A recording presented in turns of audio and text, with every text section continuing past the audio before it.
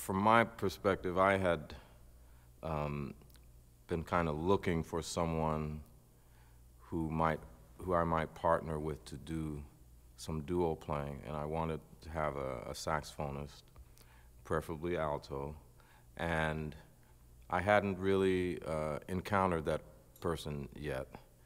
And Steve and I had worked together in different situations in larger groups, of course, and the way we felt rhythm and pulse was the first indication that it could work, because in this pared down situation, if you don't feel the time together, you're gonna have a lot of problems. So I could tell, even when there was a bass or piano, or even in a big band, you can feel the musicians who you feel a certain connection with in terms of pulse and rhythm. So I knew that Steve had that. It's very easy and natural with Louis. I mean, first of all, I've been a big fan of Louis's for a long time before we even played together. And I first saw him live playing with Branford Marsalis in, I think, 1986, 85. And right away, I mean, I knew this was somebody I wanted to play with, and he ended up graciously agreeing to do my second recording on Crisscross in the early 90s. So that deepened the relationship, and subsequently we were on several record dates together with different artists. So when the call came from Louis to play duo, I mean, I jumped at it. We've been adding to our repertoire. We're bringing in original material now. And you know, when we do come together, we're always hearing something differently. So we always hear in this context with a fresh set of ears, because, you know, what we do is not based on a set routine. We could do the same set list every night for like a month and do it differently every night, you know. So I think part of that is just, first of all, the openness of the instrumentation. You're just two people. We were describing, you know, what it's like earlier to the gentleman who's going to do the artwork. And one of the things we mentioned is, well, two of the things is, one is like having a conversation, and two is like dance. It's like two great tap dancers, you know, who have this language, but yet constantly creating from it and finding new material every time they do it. So it really is like the first time. Every night we do it, it's like the first time. You know, it's never boring, it's never predictable. And I think the audience feels that. That's part of the fun for them, you know, because they're enjoying the unexpected as much as we are.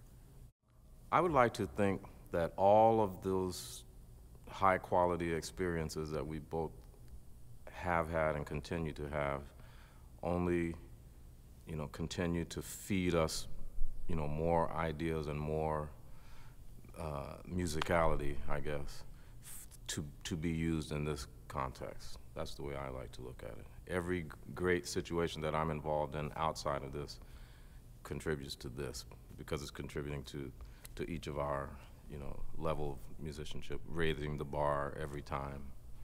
I like to look at it every time I sit down behind the drums, and in any case, and particularly when we do the duo, that I'm looking to raise the bar even more. I'd have to agree with that, absolutely. Because, you know, one of the things as artists is that we're constantly growing and evolving. And all of those experiences that we have individually, you know, it gives us more ideas and more inspiration that we bring to this situation, you know. And so it's constantly opening up for us. It's never like, oh, here we go back to this duo routine. It's anything but. It's actually quite a release from some of the other things that we do. We don't mean that with a negative connotation, but I mean with actually a positive connotation, because this is like a new vista. You know, we get this new information and we come back to this situation. And one of the things in this situation, it makes you listen. You have to listen. I mean, you should do that as a musician. You have to do that anyway. But here, because you don't have all of the information from other instruments, you have to find it inside of this particular sound in this particular context. So it helps you to see that information in a new way and to make, you know, new musical ideas. So it's very inspiring. I think Louis and I have basically the same philosophy, in that the music is the boss. You know, the music tells us what to do.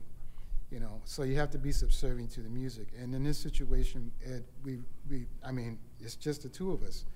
So if we were to try to force it to happen, we would not have that exchange and that musical exchange and dialogue that we do. We literally let the music tell us where to go.